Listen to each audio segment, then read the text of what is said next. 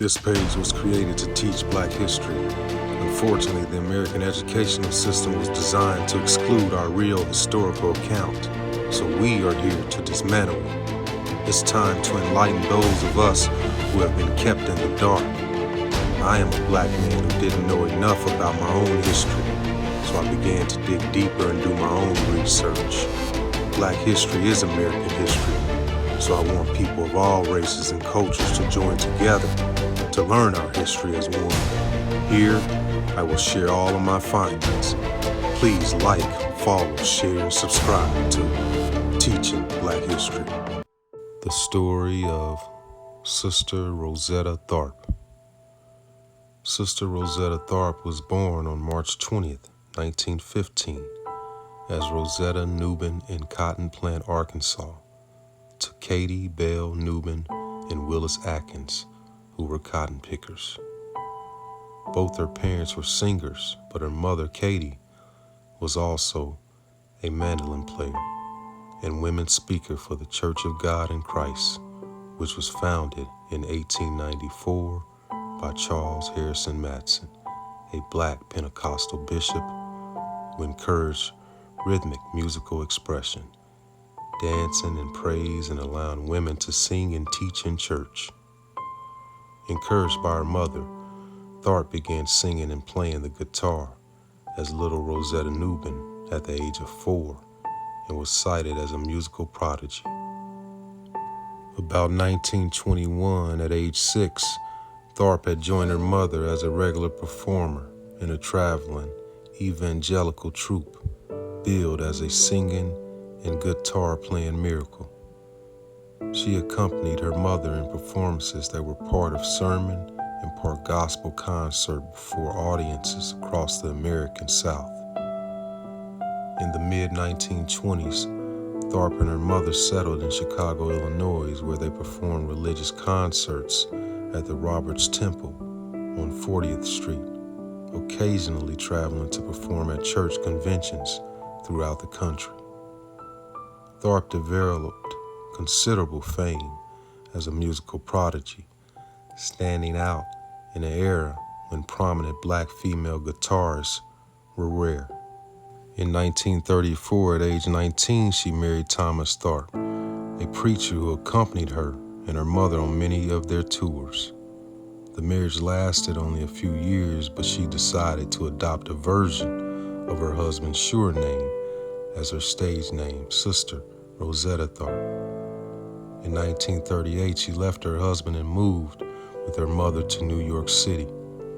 Although she married several times, she performed as Rosetta Tharpe for the rest of her life. On October 31st, 1938, at age 23, Tharpe recorded for the first time 4 sides for Decca Records.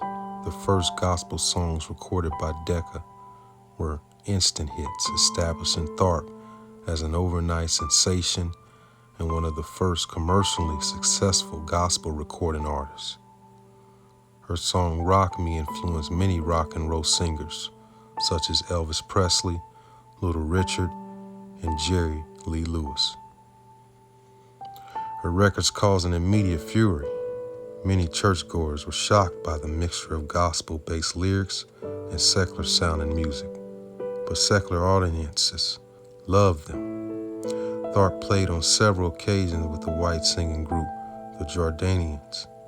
Tharpe's appearances with Cab Calloway and Harlem's Cotton Club in October 1938, and in John Hammond's Spirituals to Swing concert at Carnegie Hall on December 23, 1938, gained her more fame along with notoriety.